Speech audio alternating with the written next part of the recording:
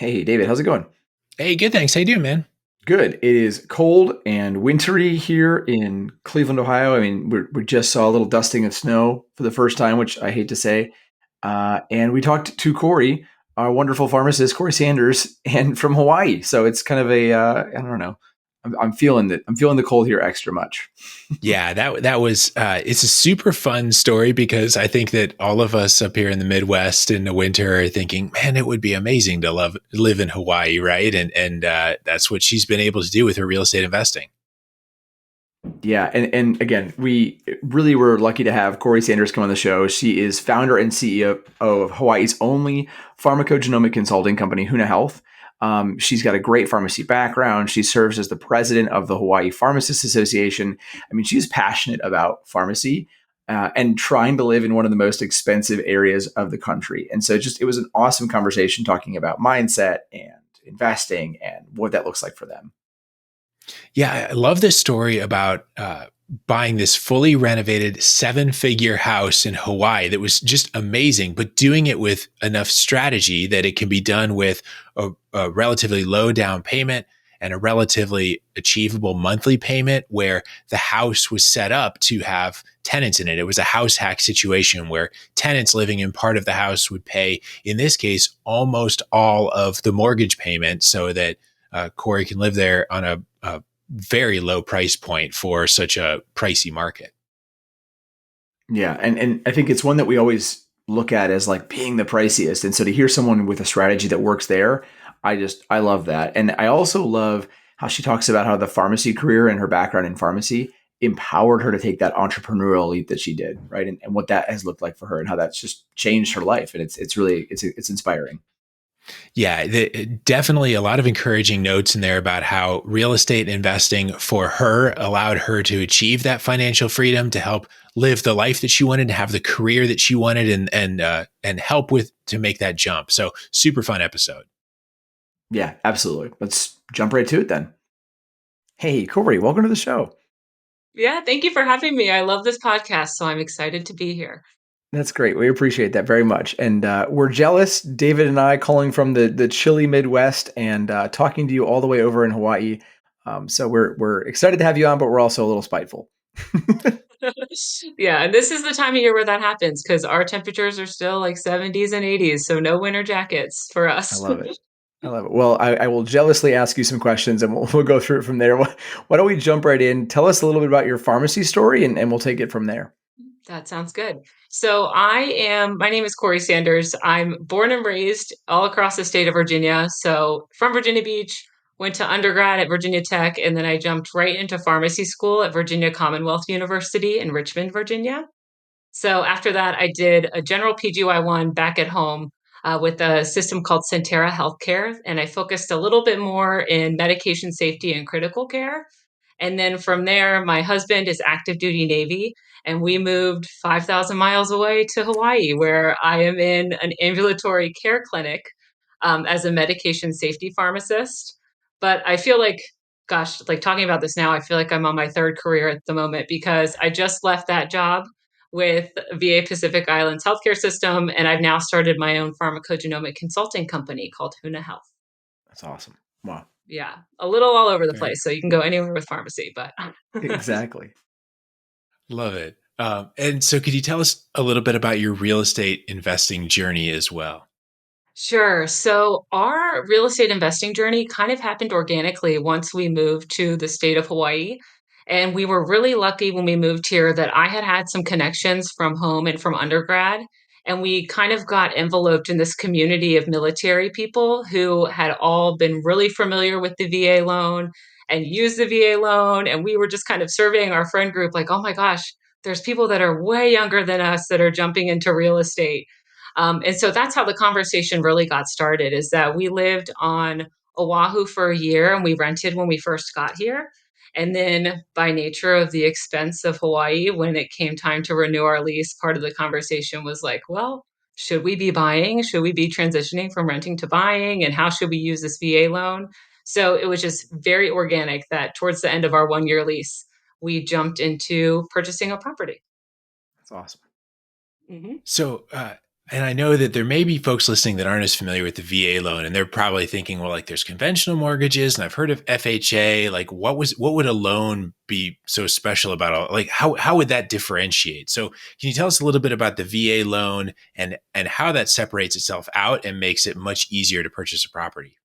Sure. So the VA loan is different from a conventional loan in the fact that one, you can put zero money down, which is beautiful. But they offset that by what's called a funding fee. So normally that's 2 to 3% of the total cost of the loan. And as a buyer, you can either roll that funding fee into your overall cost of the loan, or you can pay that funding fee up front. But the VA loan has some really strict stipulations because it's a government backed loan. So you've got to be either active duty military, retired military, beneficiary of someone who's in the military. But that's generally how the loan looks at a little different from a conventional loan. Yeah, and I mean, zero down is a huge factor. And I know we talk a lot about how when you buy an investment property for somebody else to live in, oftentimes you're putting 20% or more down to do that. The zero down for the mortgage, that's for a property that you would live in then personally. hmm Yeah, so I believe the stipulation is that you've got to live in the property for 1 year.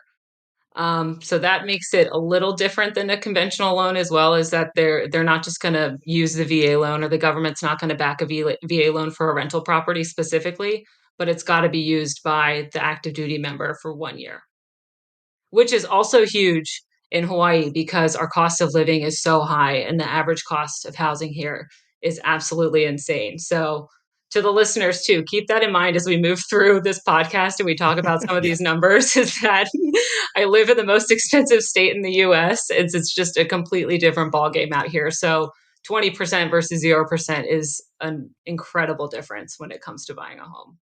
It's a super important clarifier because we Mhm. cite Hawaii, San Francisco, and like New York City as like the three bad places when it comes to cost of living, right? And so like you're living, breathing proof of that. Like all of a sudden you're in this space where you've not been before. You're used to maybe Virginia prices, which are reasonable, and then all of a sudden, Mhm. whoa, okay, how are we going to afford this? What are we going to do? And so that's when you turn to house hacking, right? So you bought that property as a property that you were going to live in, but tell us, like, let's, before we dive too deep, tell us, like, at a 10,000 foot level, like, what is house hacking? What does that look like? Sure. So house hacking is when you buy a home and then you have supplemental income based on that property. So that can either be in a unit that you live in with a roommate, or it can be at a separate unit that's either attached to the house, or an additional dwelling unit that's maybe not necessarily attached to the house, but on the same property. So you become essentially a landlord and a homeowner all at once simultaneously through house hacking. Okay. And I know certainly there's people that do that by the bedroom, by different units and all those different rules, but you part of your story is taking a property that would be viewed as a single family property and turning that into a duplex, which is very different because that brings up a host of potential complexities there. So I'd love for you to tell a little bit of that story. Sure. And I can talk about how we even found this house because that in and of itself is kind of comical. So, like I said, around that 1 year mark where we were looking at potentially buying a home and not renting anymore, my husband and I got really proactive because we were surrounded by a lot of people that had done this before. And we found a loan officer. We started talking to a real estate agent. We just really started educating ourselves on the home buying process and being proactive. So that when something did happen or when opportunity found us, we would be able to make some moves pretty quickly because another unique thing about the area that we live in is that housing goes so incredibly fast. So we knew we would have to be ready and we know we would have to be proactive. So we're doing all these things in the background.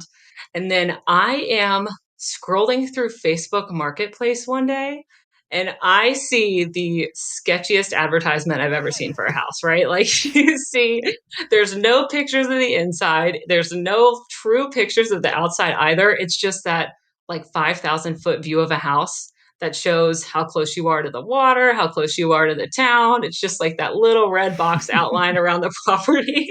It was like house Mhm. for sale. And it was 8 houses down from where we were renting.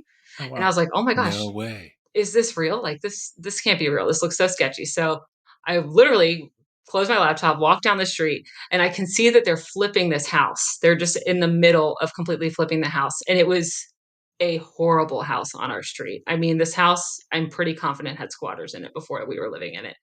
But they were in the middle of flipping it. So then I run back to my laptop. I call the number that's on the Facebook Marketplace listing. And the guy who was flipping the house was like, "Yeah, I'll actually be over there in an hour if you guys want to come over and see the house." So an hour later, we're walking down the street. We walk into this house, and it's a beautiful single family home, which is really hard to find in Hawaii. So it was a 4 bedroom, 3.5 bath house. And my husband and I looked at each other and we were like, okay, first of all, one of the rule of thumbs with buying a house in Hawaii is that we're going to have to house hack. So how are we going to do that? And so we talked about how we would split it into 2 units. And that's what it looked like. We had this vision in mind, and then we were really aggressive with the company who was flipping it. And we said, please don't put this on the market. Don't stage the house, don't list the house. You don't need to do any of that. We can move through this like privately Right. and get you the cost that you want. So, another thing that worked in our favor is that my mom is a real estate agent. And so we were able to come to the table without an agent because she helped us from a distance. And then we hired a local real estate attorney to really comb over the paperwork for state specific stuff that she wasn't comfortable touching. But that is how we found the house. We walked into it from Facebook Marketplace. I love And that. then after closing, we worked on splitting it really quickly into 2 different units so that we could rent. So I want to get to that, how you split it into 2 different units, but Sure. I don't want to gloss over the value of doing it privately. So Hmm.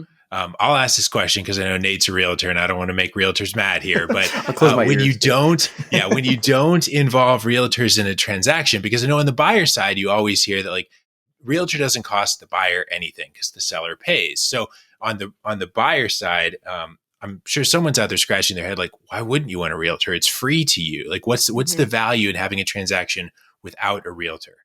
Hmm. We knew that it would make us look more appealing because we were saving the seller money. Mhm. And that Yeah. is a substantial amount of money when you're talking about, I think it's 5%. Is that right, Nate? In the It it state? it varies, but probably closer to like 3% they'd have to pay a buyer's agent. Okay. Yeah. But even so. Yes. So a really substantial amount of money at this price point, and we knew that that would make it more appealing, especially keeping this off market. Do not list the house. We will come without an agent, which I know is counterintuitive, but that was one of the things that pushed us in the door, I think. No, I think it makes a ton of Yeah. sense. And I know David's bought a couple of houses off Facebook Marketplace himself. And like, I think that's such a cool way of taking what is a difficult market and navigating in a way and knowing what you knew about where you were looking. And then once you found something, you just pounced on it. And I think that there's a lot of value in that. That's awesome. Hmm. Yeah. And even making it a little juicier for the seller by like, don't stage it, don't list it, like all those kind Mhm. of final parts of the flipping process that can just be annoying to a seller that just wants to move on and sell it and start the next project. Yeah, I definitely think that there's some value in making your offer extra attractive in a competitive market, in a competitive geography to try to get that house. And so, yeah, it sounds like this was a house that had a lot of potential. Part of that potential was being able to split it. So I know we I don't know that we've talked much about splitting a property. So tell us about that process and what that took.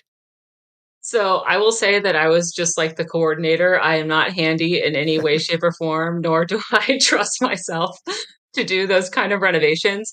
But we had spoken to the sellers probably 2 months before the house was actually done. So there was still a lot of work that needed to be done, specifically to the kitchen with the appliances, and then like some of the more, I don't know, pretty frilly stuff that needed to be done to the house and to the yard. So we had caught them at a good time and they were really just waiting for permits, but that gave us a lot of time to plan. And so they had contracted a team to come and flip the house. And we were able to keep that team so that the Oh, wow. day after we closed, we used that team to then split the house in half, which was beautiful because they know where all the lines are. They know what the electric looks like. They put in all the plumbing from scratch. I mean, they really rebuilt everything on our house from the ground up, aside from the infrastructure itself.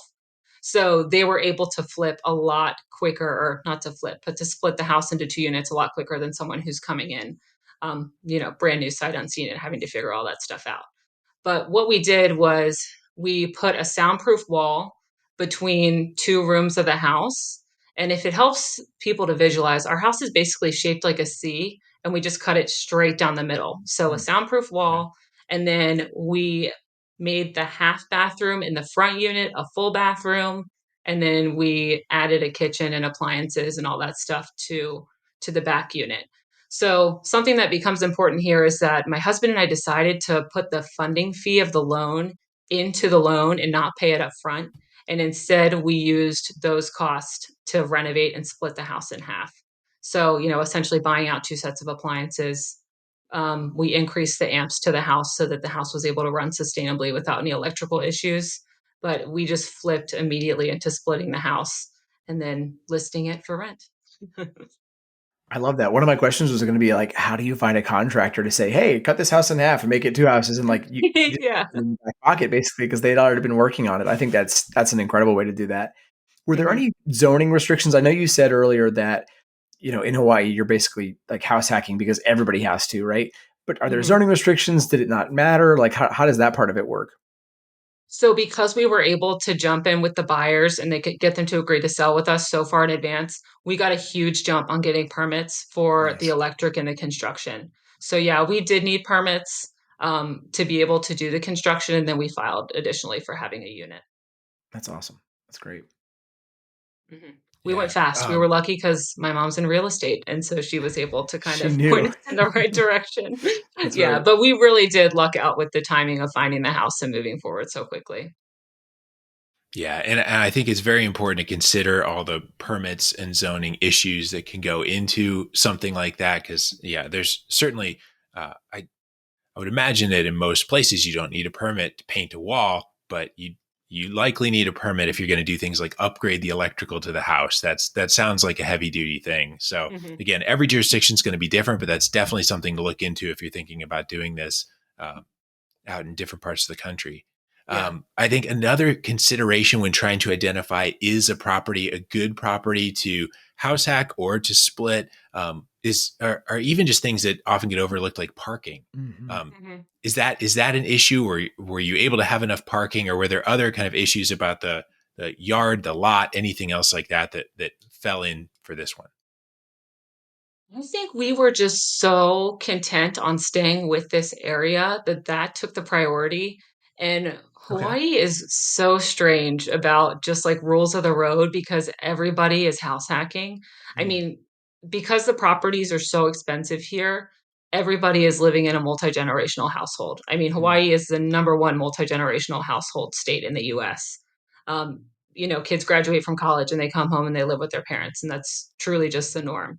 So everything is a little bit of a mess in terms of parking, but we're very lucky because we live on a corner lot. And one of the other things we did, not specifically when we purchased, but a little later down the line, we had some gravel in front of our house. So we ended up paving to give more parking specifically to this house and to the back unit. So no, I guess to answer your question, there wasn't anything that was a super red flag in this house.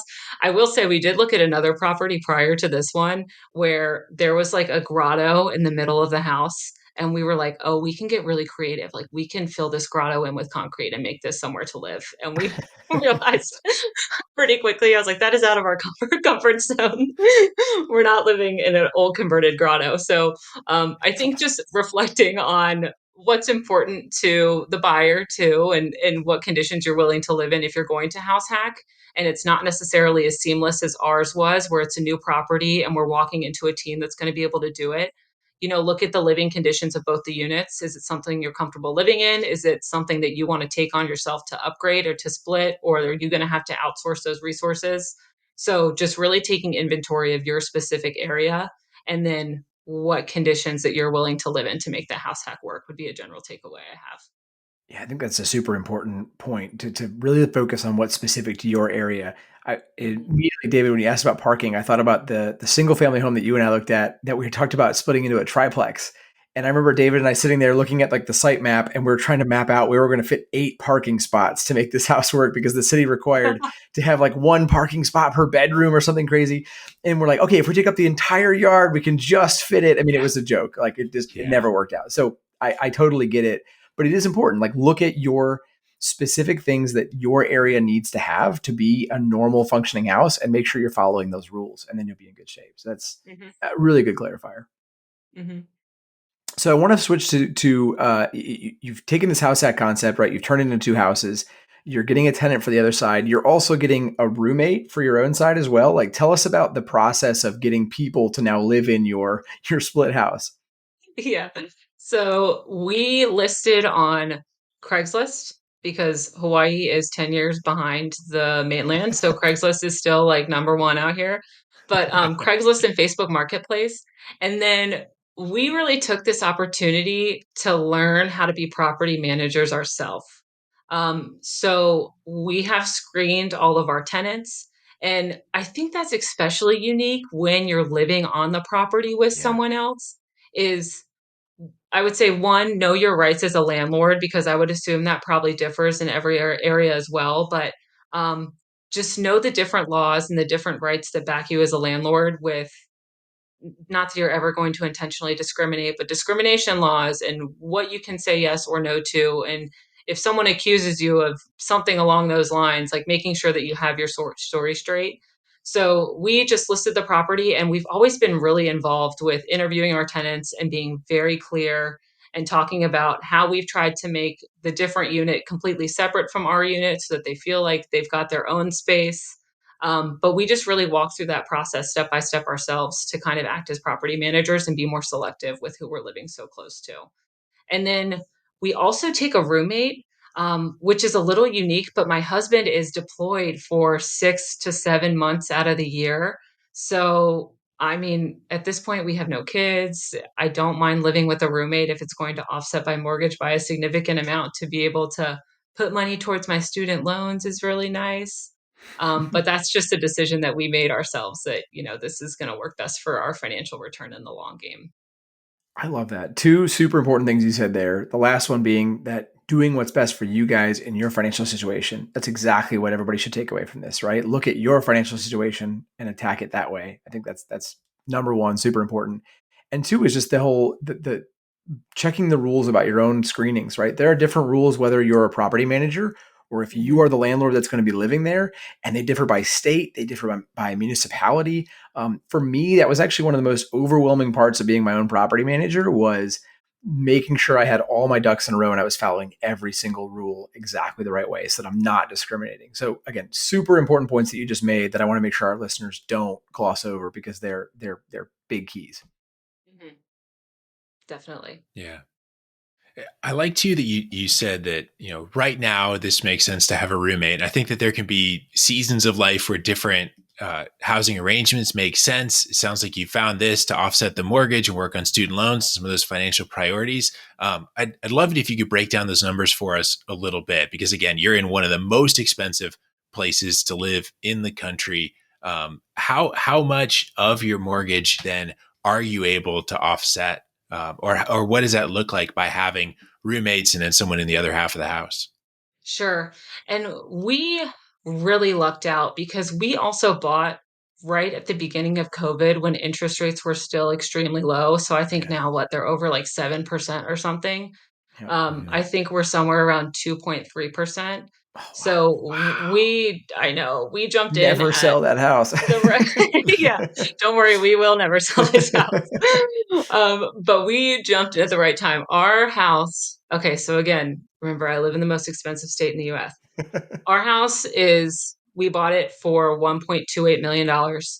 The funding fee was somewhere between 29 and $30,000. So total cost of our loan somewhere around 1.31.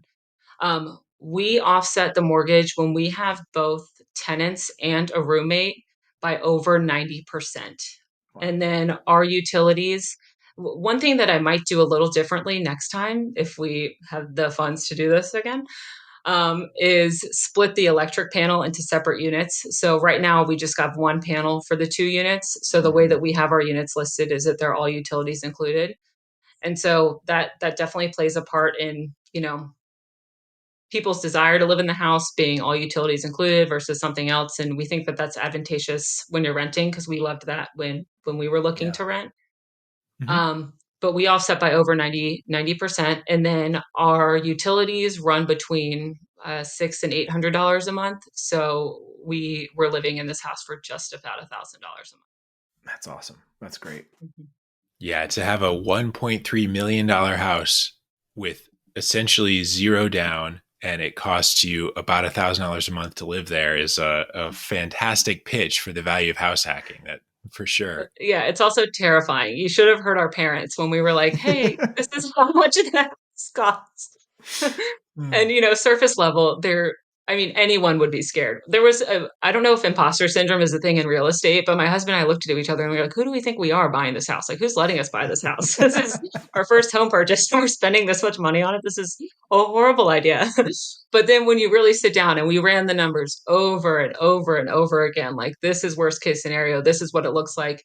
And even our worst case scenario, we were paying less money living in a house hacked house than we were renting the year before. I love that. I'm still in my mid 30s and I keep waiting for the adults to show up and telling me to stop doing what I'm doing. So, but I am the I don't adult think they're now. coming. Hey, they're not coming. There's no one coming. I love it. I also want to flip to, so again, I love your story. I think this is awesome, Corey. And throughout all of this, the thing that we talked about at the beginning, but I don't want to gloss over is the business that you run as well. So tell me a little bit more about that, right? Like walk me through this business and it's all about the pharmacogenomic space. I'd love to learn more. Oh, sure. Okay, so pharmacogenomics is essentially how your body reacts based off the speed of your metabolic pathways to different medications. And it is not being touched in the state of Hawaii, which is mind blowing because we have a huge minority population here. We've got a lot of Asian Americans and Pacific Islanders that have notoriously different metabolic pathways. Mm-hmm. So I was in a job, I was in my government position for 3 years. And towards that last year, I really was just not happy with the direction of the department, not happy with the progressiveness of practicing at the top of a pharmacy license. And I just knew that I wanted to make a change. So the past year, I've really spent a lot of time developing everything I could in the background for my business. So getting the LLC ready, getting the website ready, my business, all bank accounts and all that stuff. It just got to the point where I just needed more time. And so I put in for my 2 weeks 2 weeks ago, and now I'm here getting it up and running. But I That's will awesome. say that our real estate portfolio, I mean, if you want to call a single house a portfolio, is a huge reason why we were comfortable going through a career transition right now with how we have our finances leveraged based on real estate, and just our overall cost of living gave us a ton of flexibility with being able to make a career change. That's huge. I think that's so important because so many pharmacists want to do what you're doing, right? It's they want to stay in pharmacy, but in a space that they really identify with, but they feel like they can't make that move because the finances don't allow it, right? That job is a huge pay cut. I can't do that. I have this huge mortgage I got to deal with. And you took your finances and really just took the reins and took over on that. And I just think that's so huge. I really commend you for that. Thank you. It's terrifying. It's exciting and terrifying. But I think there's a similar thread there because you mentioned that the real estate was terrifying, the career transition was terrifying, but you had some really positive pieces in there too, where you with the real estate side, you got a team ready, you learned a lot, you got really ready to jump when the timing was right, and you knew what you were looking for. And it sounds like you did the same kind of thing with the business. You got everything ready in the background so that when the time was right, you were comfortable jumping. And even though that's going to be a terrifying jump, no matter what you do, you got as ready and prepared as you could possibly be to give yourself the greatest chance of success in making that jump. So I feel like there's a huge parallel there between the business side and the real estate side. Were there any other things that that you learned as similarities in that jump between those two different worlds, or any other advice that you have for people that are considering those same kind of transitions? Mhm. I to your point, I think any transition like this is going to be scary. And I will start by saying I'm kind of risk averse. I'm not like necessarily your typical type A pharmacist. Like risk doesn't generally scare me that much. But when you're looking at finances, it's a different kind of like gut check and a little bit of a different risk than just changing something in your routine or speaking out against something, or being it's a different kind of risk when you've got numbers involved and student loans and a mortgage. It's nice when we were in the house for a year. And so at that point, I really knew what it would take to run the house, what it looks like with turnover for tenants. I have my team already ready to go, and my plumber and my electrician are one phone call away, and we have a really good rapport. So I was comfortable in the house space. And to the same thing, I was comfortable enough that I had trusted in the preparation and everything that I had done, that I was ready to make the transition. And, all I needed was time. So I don't know if that really is any insight to anyone, but just, taking control of everything that you can control up to a certain point, knowing it's going to be different. And that in and of itself is going to be scary. And just as long as you have done everything that you can up until that point to prepare yourself, it's worth the transition. Really, really good advice. Love that. Hopefully everybody is paying attention because this is just great life lessons here. Yeah, we've So I pivoted wanted from real estate. I love it. I want to jump then to our final infusion question. This is 3 questions we ask every guest on the show. Want to get your take. So the first one is, what's one tangible strategy that you use to make sure that your investing works hand in hand with your career as a pharmacist? Think that my husband and I do a really good job of tackling this question together. So, talking about what your long term goals are with your finances, what Mm. your long term goals are with real estate, and then putting those long term goals in perspective and setting your shorter term goals, right? So, some people aren't going to want to be involved at all in real estate. Some people are going to want to buy the house and never look at it again and hire a property manager, and that is their comfort level. And that's fine. Mhm. And other people are going to want to do what we did and have a roommate and tenants and everything all in one space. And it's a totally different kind of process, but we were okay taking that on, and that's our comfort level. So I think the one tangible thing you can do is, talk about your career and what you want it to look like. And if there's a transition and how you're going to leverage your financial portfolio to do that. Talk about, when's your payoff date for your student loans and how much are you putting away and where exactly are your finances going every month? Mm. Because once those numbers are quantified and once you have a path and once, even if it's not clear, just knowing your long-term goals, I think that helps dial down your short-term goals and what actions you want to take.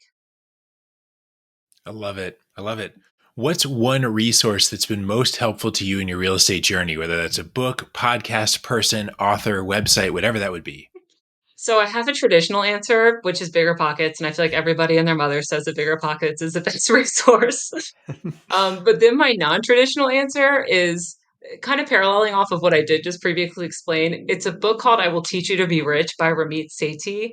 Mm. And it just talks step by step about every aspect of your finances and how you can make yourself comfortable with a conscious spending plan and where is your money going. And that's one of those other things that makes you trust in the preparation and the process of you will be more comfortable once you have all of those details ironed out. You don't have any questions when your head hits the pillow at night, but just being really aggressive with your own finances and your own goals.